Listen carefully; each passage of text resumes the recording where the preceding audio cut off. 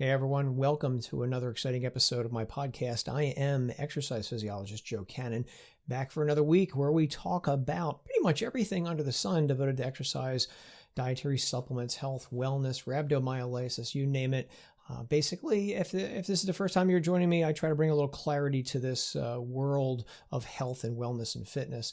And I'm going to hopefully be able to do that again this week. This week, we're going to talk about something maybe you have not heard of before. It's a compound called glutathione. And if you've not heard about it, you're in good company. I actually got a question about this recently from a friend of mine. And I thought to myself after we talked about it, I thought, gee whiz, this would be a great topic for the podcast. So that's the main topic we're going to talk about, glutathione, how to raise it, and we'll also talk about some side effects as well. And if you have heard of glutathione, you may not have heard about one of the side effects I'm going to talk about. But I'm going to keep you in suspense for right now.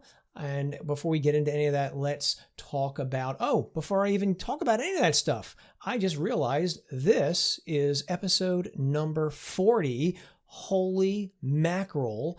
Is that an anniversary number? I don't know if it is. It's not a big number, but it's a big number for me because 40 weeks in a row, I have been doing these episodes. I have not missed 1 week, which I think is pretty darn impressive if I do say so myself. So I will pat myself on the back.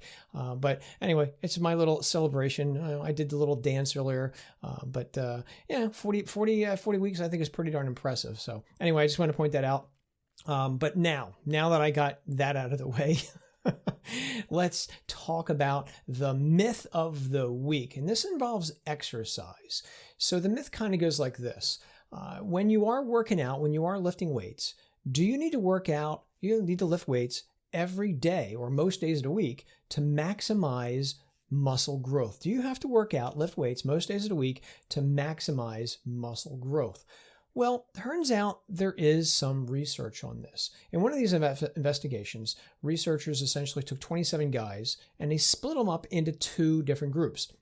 One group worked out 3 days a week. Another group worked out 6 days a week. After 6 weeks of training, there was no difference in muscle growth. Working out 3 days a week was just as good at boosting muscle growth as those guys who worked out 6 days a week. More interesting than that was that, interestingly, the bicep muscles of these guys appeared to grow bigger in those who worked out only 3 days a week. Let me repeat that again. The guys who worked out less, their bicep muscles appeared to grow bigger than the guys who worked out 6 days a week. In another investigation, this one actually had, I like this one a lot because it involved 28 guys who were used to lifting weights. These were resistance trained guys. They'd worked out for a number of months and years. And the researchers split them up again into two groups.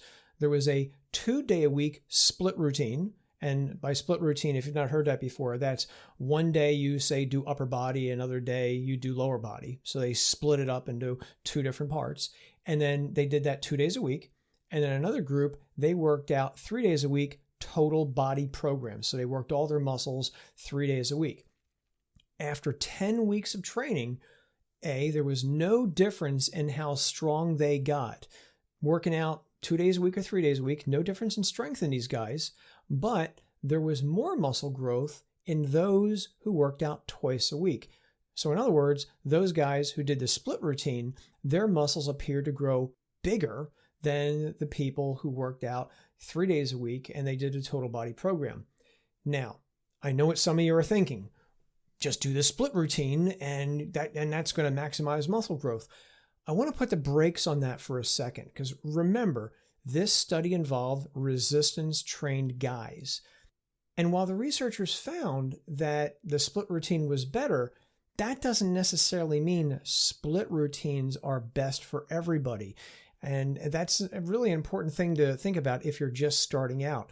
I personally would not recommend a split routine for anyone who's just beginning a weightlifting program. And I say that because they're too intense and they could lead to injuries. That said, for someone who's been working out for 6, 8 months, 9 months, a year or more, perhaps maybe a split routine might be something to consider. At the very least, just to switch things up a bit and see how you like it. But at the end of the day, what does all this mean? Well, it really means that pretty much everybody's different. And I don't want to just point you to one program or another program. Again, it may take some experimentation to get an idea of what program might be best for you. But to me, overall, when I look at the lay of the land, it appears to show that if your goal is to make muscles bigger, then you might not have to worry so much about working out every single day with weightlifting. Working out less might actually give you bigger gains, pun intended. So much for the myth of the week. Kind of a myth, kind of sort of not a myth, but I thought this is something I really want to talk about because we live in this world where more is better, and we want to go into the gym and work out every single day. And for some people that may work, and for other people it may not work. What I can say is for those who are just starting out, you don't have to work out a whole lot to see improvements in muscle growth, muscle strength, muscle endurance, etc. So there you have it. Take that for what it is. Now, if we leave the myth of the week alone for now, I'll have another myth next week. Let's talk about the main topic for a discussion, and that is glutathione. So glutathione has been called the most important, or one of the most important, antioxidant compounds in the body. I actually heard somebody call it the most important antioxidant most people have never heard of, and I think that's probably true for many people. It is an antioxidant compound that you make, and it is formed from 3 different amino acids. And those amino acids are cysteine, glutamine, and glycine. Cysteine, glutamate, and glycine, I should say. And they make up glutathione. Before we go any further, you may be saying to yourself, well, if I go to the store and I buy this stuff, is there a dosage I should be looking at? And I would say no. There's really no dosage or recommended RDA for glutathione, and that's because this is an amino acid, it's an antioxidant compound. That's different. It's not a vitamin, it's not a mineral, and so it has no recommended dietary allowance. Rather, this is a compound that you make it inside your body on a regular basis. Hopefully, you're making a little bit of it right now. And what does it do? So it does a lot of things in the human body. It detoxifies a number of drugs and toxic chemicals and compounds that get inside your body, environmental pollutants. But beyond that, and people have heard about that, and I think I know why, which I'll talk about in a second. But beyond that, glutathione, it is, again, it's a free radical battling compound. It is an antioxidant. So antioxidants, they break down and neutralize free radicals. Too many free radicals, they got to control, and they can lead to different diseases. So that's one thing they do. Glutathione also helps us make DNA, that's our genetic material, and also helps us repair DNA as well. It's involved in the formation of proteins. It helps enzymes work better. Get this. It actually helps your immune system work better too. It helps your T cells and your natural killer cells work better as well. That's actually quite, pretty topical these days. Everybody's looking to boost their immune system. Jump back the last couple of episodes and you'll see different episodes I've done on immune enhancing compounds, and also some scams in the whole immune enhancing arena, which again are kind of topical these days. So but regardless, glutathione does play a role in the immune system. It involves transporting amino acids into the cell so they can help build other things. All right. Plays a role also in boosting nitric oxide synthesis. Nitric oxide is a compound that does a lot of things in the body to help cells talk to each other. But in the world of health and fitness, most people know about nitric oxide because it relaxes the muscles of the blood vessels, opening them up, allowing for blood to travel through the body a little easier. So if you, for instance, have heard of maybe these pre-workout drinks that you may have seen in the gym and in health food stores, a lot of them have ingredients designed to boost nitric oxide levels. But turns out glutathione does it as well. There's also some evidence that perhaps maybe glutathione may play a role in skin aging and wrinkles and stuff like that. And then the last thing that I wanted to throw out to you that you may not be aware of is that glutathione actually breaks down, I said toxic compounds earlier, and one of those toxic compounds that it does break down is acetaminophen. Acetaminophen is a common pain-relieving compound. You probably have it in your house right now. but too much of it is not good for us. Food for thought is too much acetaminophen, too much of this stuff actually can be very toxic to our livers. And so glutathione detoxifies acetaminophen, rids it from the body. And this is where I think glutathione gets a lot of its detoxifying reputation, because it does get rid of a lot of compounds that if they build up in the body are not so good for us, acetaminophen being one of them. But there are other things as well, like chemotherapy and stuff like that. When it comes to this glutathione compound, I want you to realize as we get older, unfortunately, we tend to make less of it. And lower glutathione levels may play a role in different diseases and different conditions. For instance, you see lower glutathione levels in people with cancer and heart disease, diabetes, arthritis. It should come as no surprise that smoking and abusing alcohol also lower glutathione levels. And so, again, another reason why maybe, people who have different health problems may be thinking about this dietary supplement. And again, it technically is a supplement. That's one of the things we're going to talk about here. You can go to the store and get this.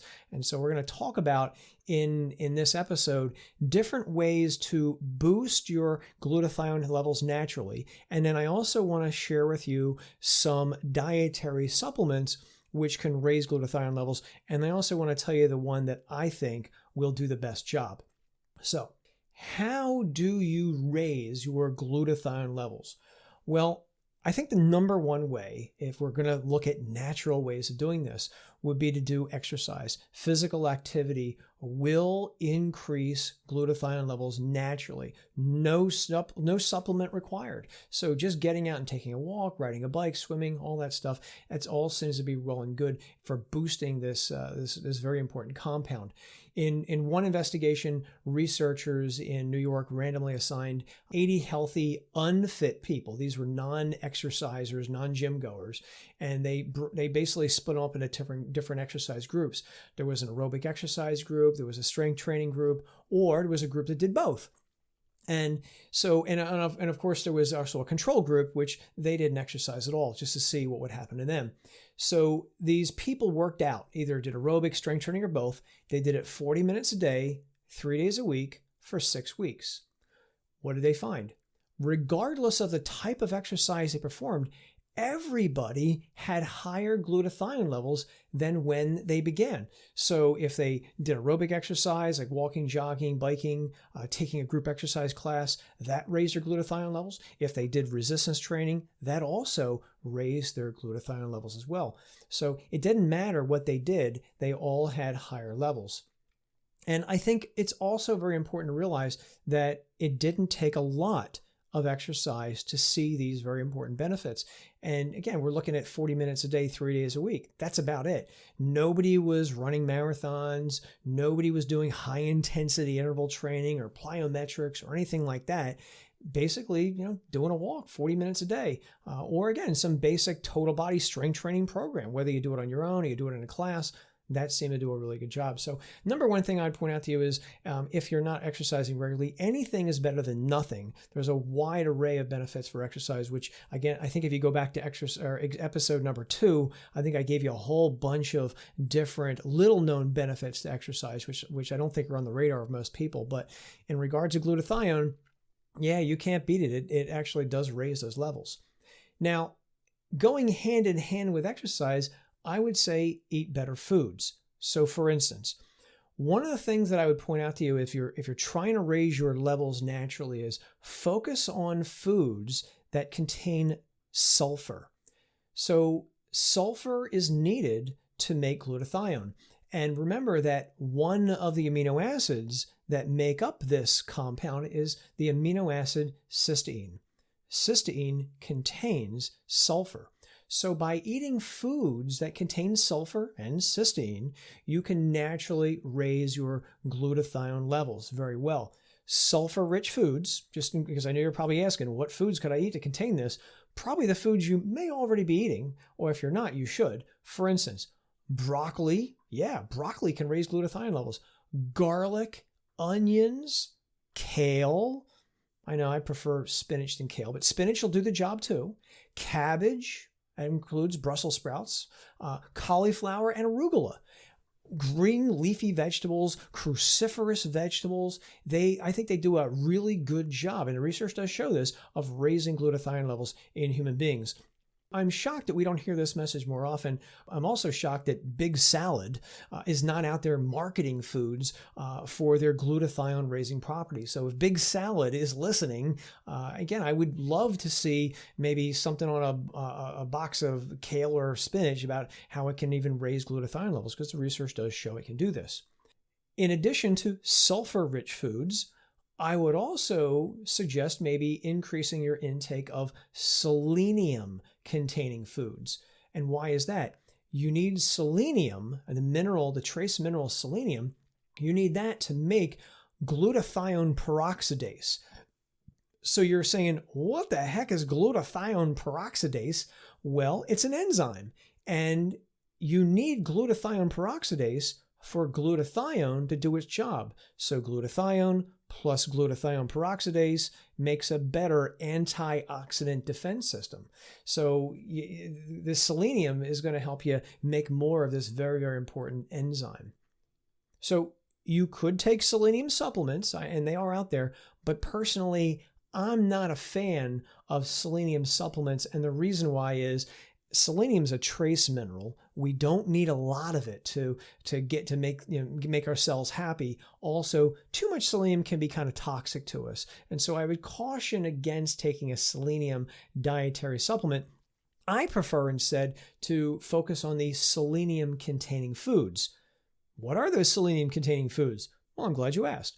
So for instance, probably the number one selenium containing food out there that actually will also raise your selenium levels and also help your glutathione levels would be Brazil nuts.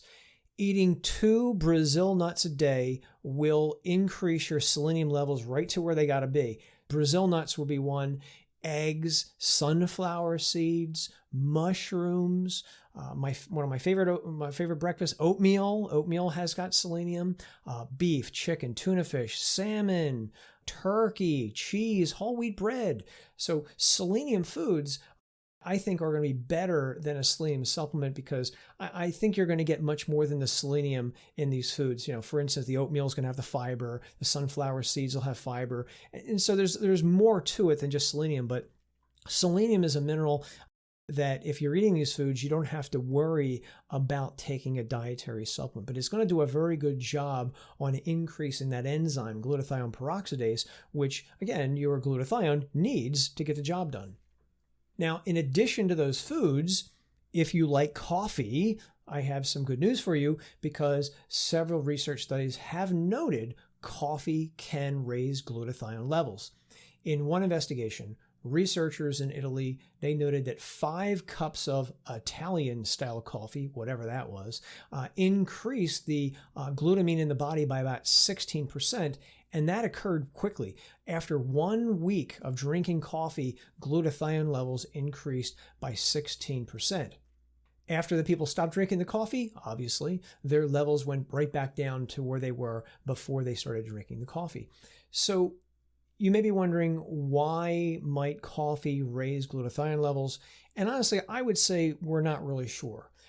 These other researchers in Italy, they wondered the same thing. And what they said was, well, what does coffee tend to have in common? Caffeine.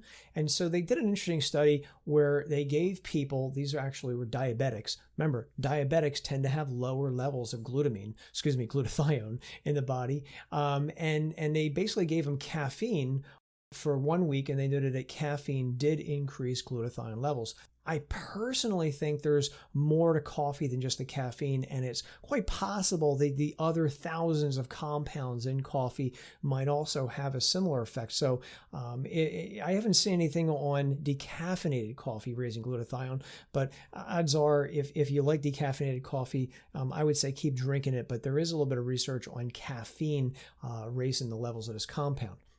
So if you don't like coffee, however, and I'm actually one of them, I'm not a coffee drinker, other good news is that green tea also appears to raise glutathione levels. So if you're a tea drinker, I think that's a really good thing. I personally think all tea probably does this, but the research that I've seen is mostly on green tea.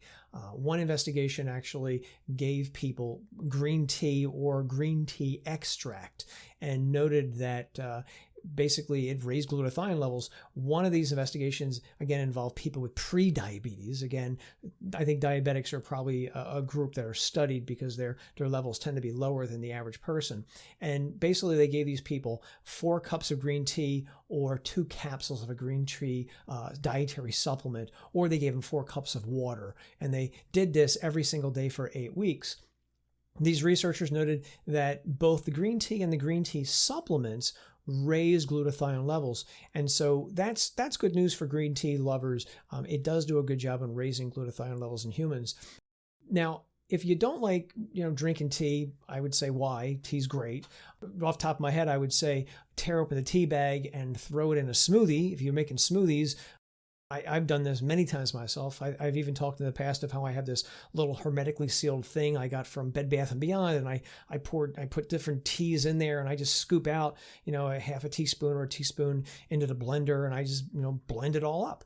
Another option for you is, why not use tea as a spice? So you could cook with it. For instance, if you like slow cooking like me, just throw the loose tea into the crock pot and cook with it. It's still going to work the same, whether it's in a crock pot, a smoothie, or whether you're drinking tea.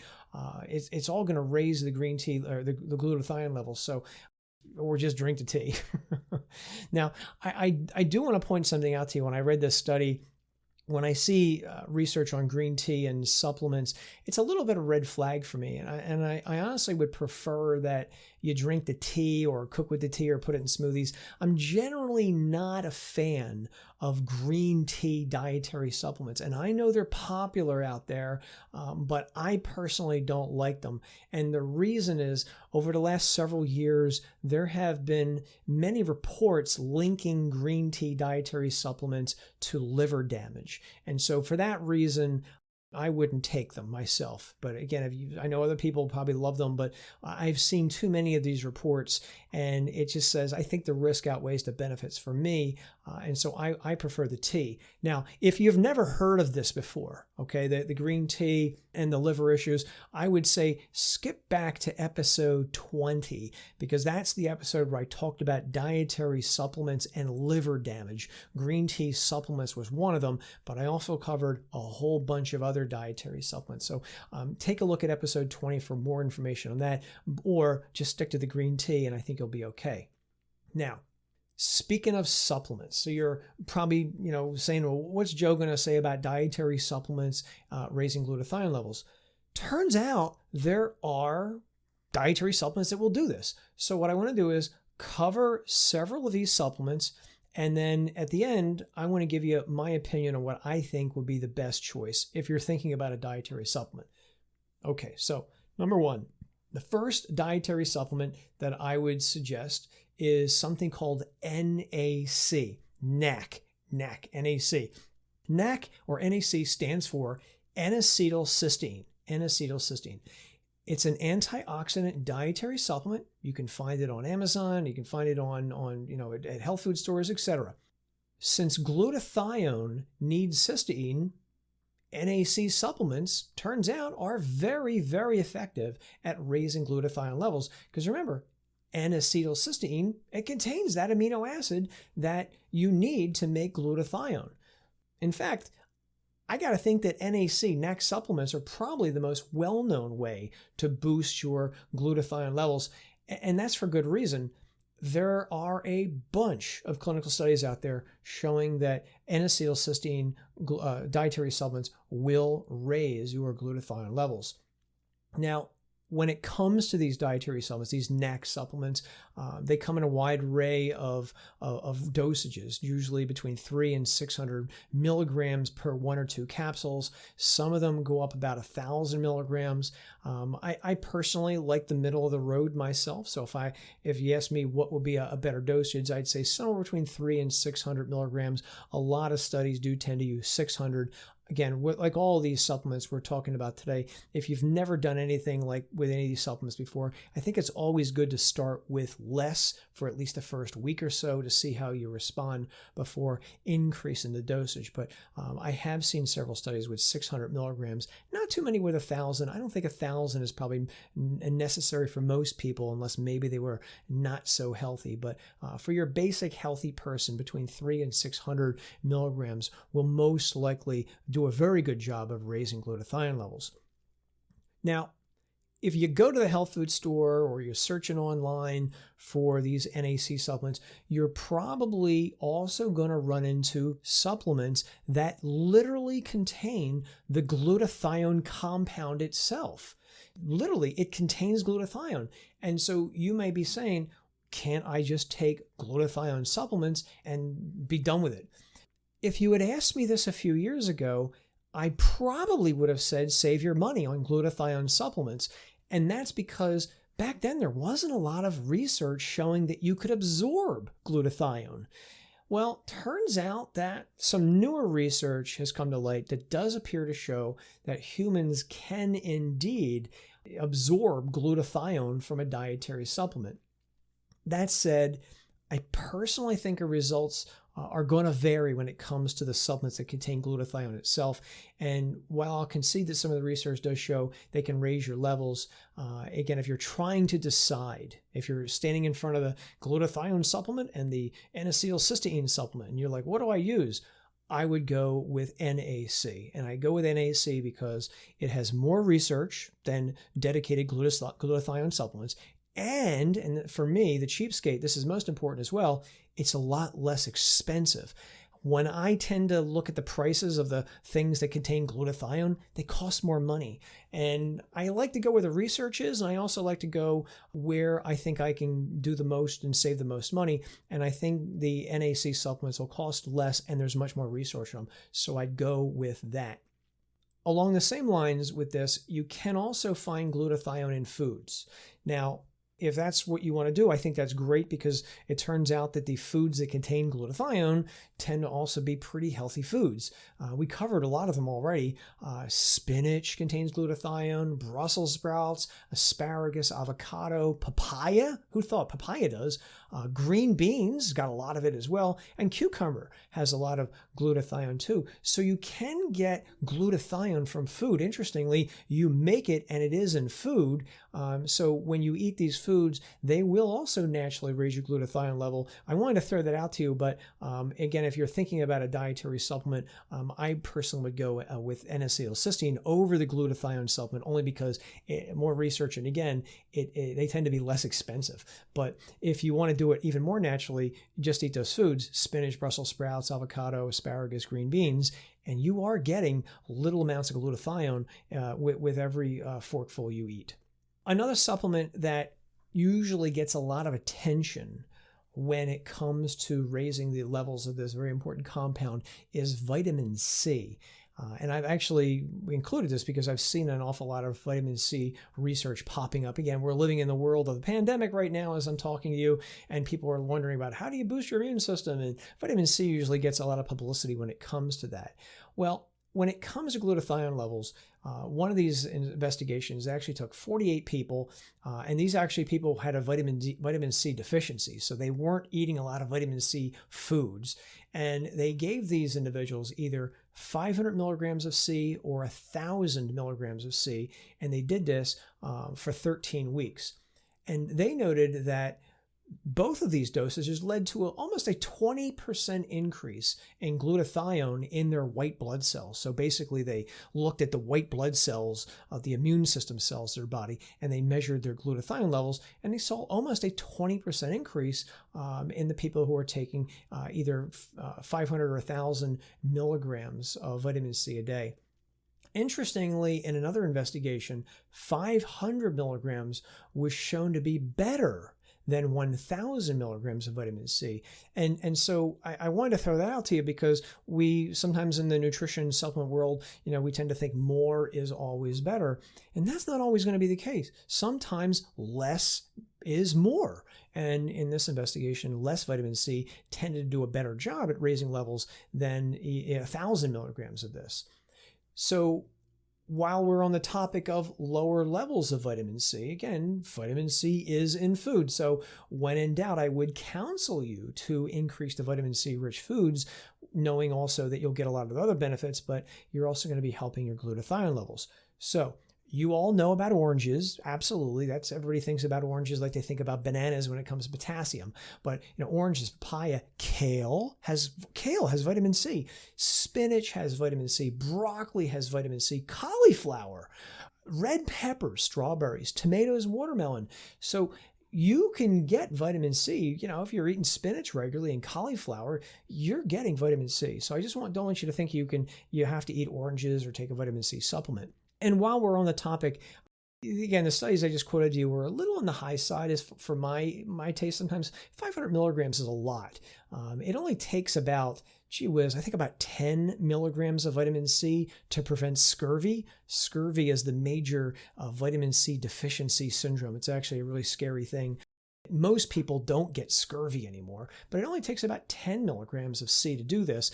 The recommended dietary allowance for vitamin C is about 90 milligrams a day. So in these studies I just quoted you, they're talking about 500 or even 1,000 milligrams a day.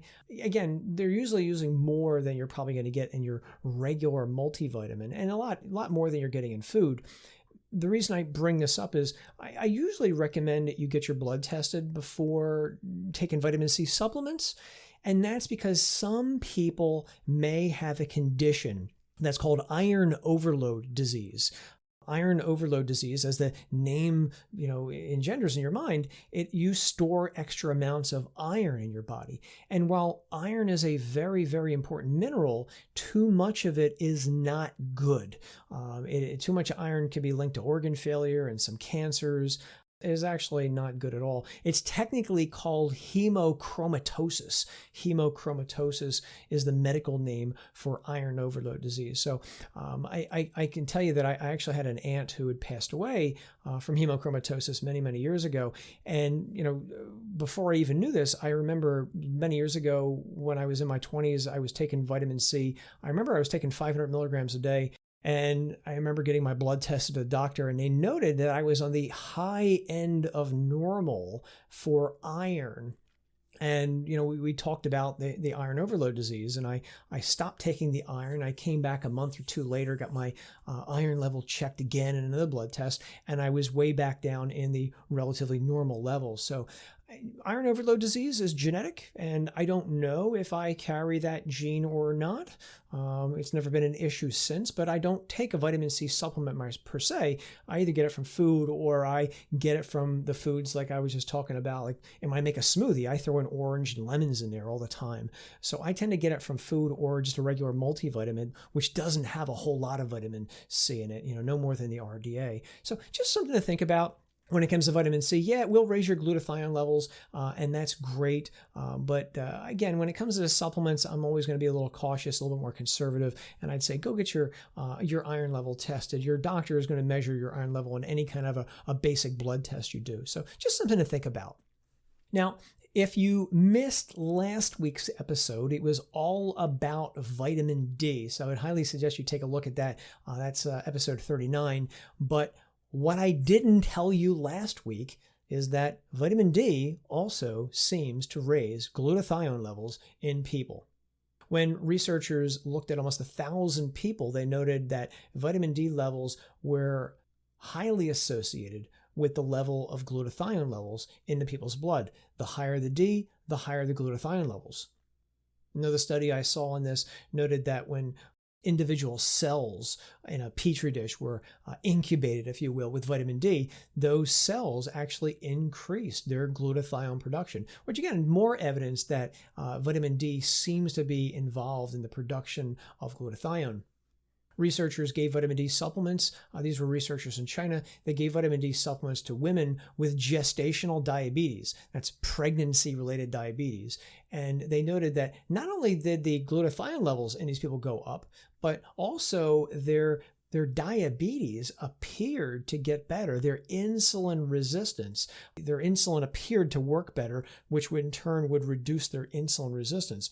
So maybe for the diabetics and pre-diabetics out there, maybe vitamin D might be something to take a look at. But in regards to glutathione levels, it absolutely does appear to be involved in the production of this antioxidant compound. Some of you may be taking protein powder. And again, the proteins that are protein powders that are very popular these days are whey and casein protein. Both whey and casein come from milk. Well, turns out that milk will also raise glutathione levels. And because of that, it also turns out that both whey protein and casein protein can raise glutathione levels as well. In one investigation, researchers gave 30 grams of whey protein plus strength training. They noted that 30 grams of whey protein plus strength training was better at raising glutathione levels than the resistance exercise alone. So that alone says that whey protein and casein will also raise your levels of glutathione. And when you combine it with, say, strength training, it even goes up even more. I mentioned a second ago, they gave these people 30 grams of whey protein. For us in America, 30 grams, that's about an ounce. That's not a lot. That probably comes out to about 1 scoop of whatever your protein powder is. Most protein powder scoops are about an ounce, at least in America. So that's something to think of. So whey protein, casein protein, they also will raise your levels of glutathione. Now, so much for all those supplements. There are more out there, but what I wanted to do is I wanted to boil it down to the things that I thought had the most research, and I also things I thought weren't too out there in the stratosphere. But you may be saying to yourself, well, I want to try a supplement. What's the best one that I should be trying to raise my levels? I would say go with NAC, N-acetylcysteine supplements. There's more research on N-acetylcysteine boosting glutathione levels than all the others out there. And there's a lot of them out there. Melatonin, and there's a lot of them. Turmeric, they all have research on them, but there's far more research on NAC supplements. Not to say that, melatonin, turmeric are bad. They're fine. They're fine compounds, and they're fine dietary supplements. But and even foods in the case of turmeric. But when it comes to glutathione, I see more research on it than any of the things that I talked about today. Vitamin D, vitamin C, you name it. The research is overwhelming that NAC will do it. And again, if you get back to what I said before, NAC supplements are actually pretty inexpensive. I will put a link in the description for a brand that I like. Because if you go online looking for this stuff, you're going to see lots and lots of companies that are advertising this because we always don't know where these compounds, these supplements are being made. I will link to a brand that I trust, that I like, so you can at least get you started in your search. So much for the supplements. And maybe you're saying to yourself, well, okay, great, I want to try it. Let's hold off for a second because now I want to talk about briefly some side effects of glutathione. Now, before I go any further, I want you to realize that generally speaking, when I look at the research on glutathione, I don't see any crazy side effects popping up in healthy people. So if you're a basic healthy person, you eat well, you go to the gym, you're not smoking, drinking, all that stuff, you're basically healthy, you got no health problems.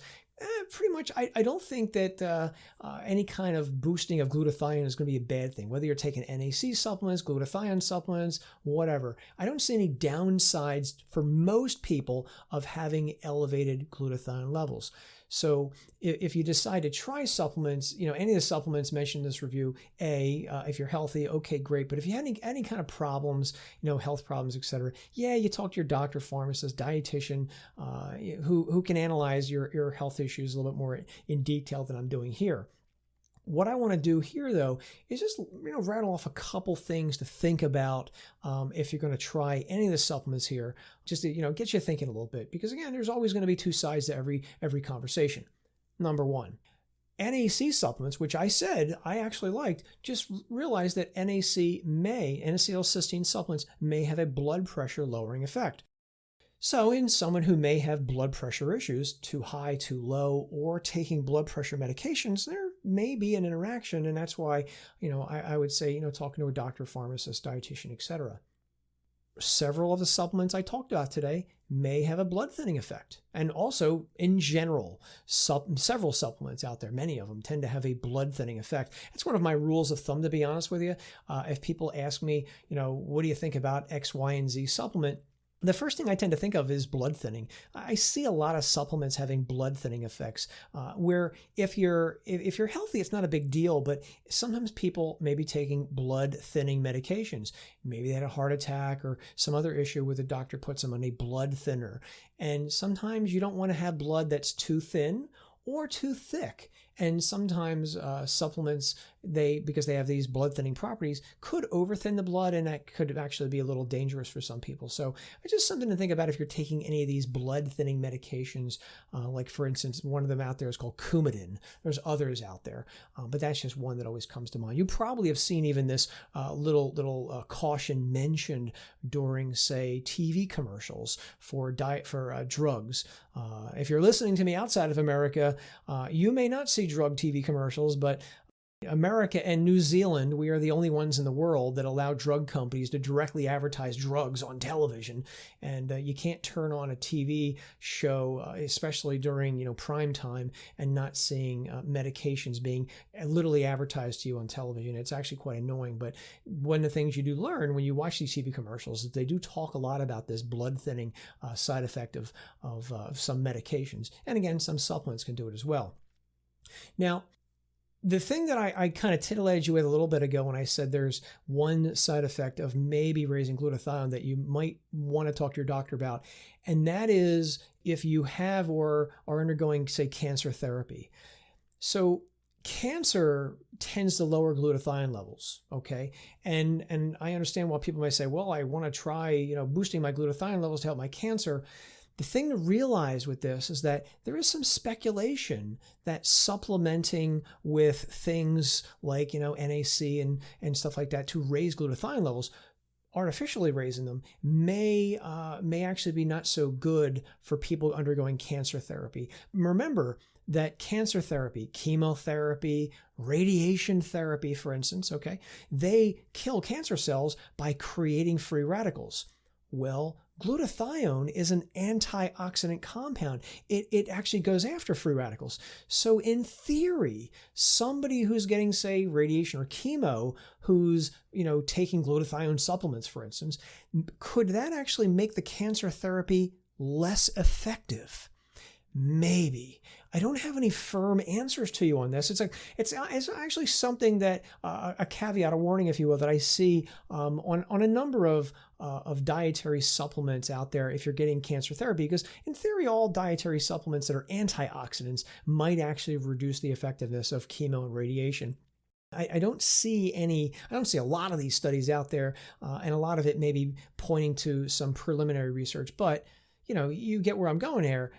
Cancer is serious. And so I wouldn't want you to, take something you think is helping you when in reality, in theory, it may not. So there's always going to be a time and a place for this stuff. So as you can guess, this is all pretty complicated stuff. So anybody listening to me now who, for instance, is going through, say, radiation therapy, chemotherapy, any kind of cancer therapy, I think it's a good idea to talk to your doctor about any kind of supplements to raise glutathione levels. The food, I'm not so worried about the food so much, because that's not gonna increase your levels dramatically. But in terms of the supplements, that's kind of the red flag for me. So again, in general, any kind of health problems, I think it's always a good idea to talk to your doctor, because again, healthy people, not so healthy people, they may react differently.